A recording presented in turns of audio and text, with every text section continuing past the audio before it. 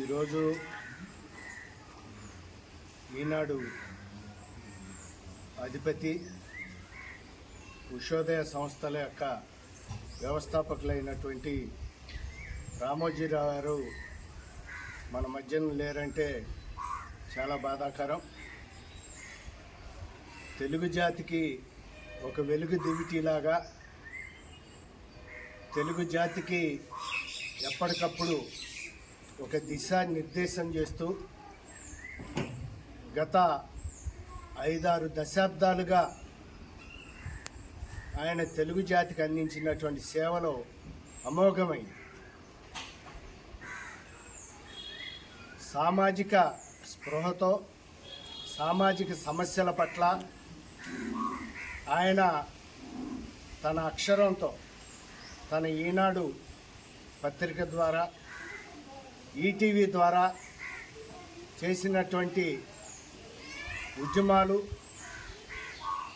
చేసినటువంటి పోరాటాలు, అలాగే రాష్ట్రంలో దేశంలో జరుగుతున్నటువంటి నిరంకుశ పరిపాలన మీద, నాయకుల మీద ఆయన చేసిన పోరాటాలు, రాజీ లేని విధానాలు అవి ఏనాటికి కూడా మరువలేవు.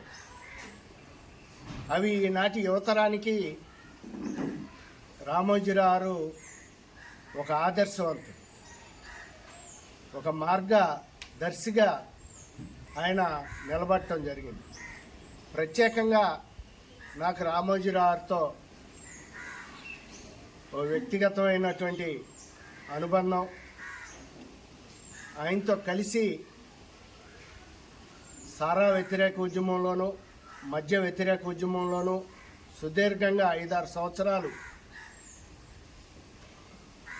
1990 ఆ సంవత్సరాల్లో కలిసి పోరాటం చేయటం జరిగింది.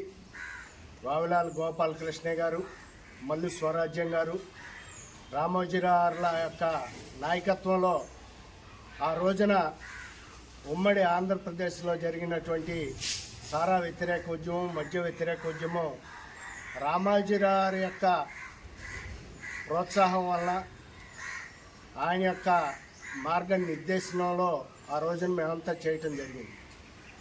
ఆ సందర్భంగానే హైదరాబాద్లో కానీ, విజయవాడలో కానీ, ప్రత్యేకంగా మా స్వస్థలం కృష్ణా జిల్లా ఉయ్యూరు గ్రామ పంచాయతీలో మేము మద్య వ్యతిరేక సదస్సు పెట్టినప్పుడు ఆ రోజున రామోజీరావు ముఖ్య అతిథిగా విచ్చేసి ఆయన ఇచ్చినటువంటి, మా ఉయ్యూరు గడ్డ మీద నుంచి ఆయన ఇచ్చినటువంటి పిలుపు, సారా వ్యతిరేక ఉద్యమం తర్వాత రెండో దశ అయినటువంటి మద్య వ్యతిరేక ఉద్యమానికి ఒక పిలుపులాగా అందుకొని ఉయ్యూరులో ఆ రోజున రామోజీరావు మేము నిర్వహించినటువంటి మద్య వ్యతిరేక సదస్సులో ఇచ్చినటువంటి పిలుపు రాష్ట్ర వ్యాప్తంగా దావానంలాగా వ్యాపించి పెద్ద ఎత్తున రెండో దశ ఉద్యమం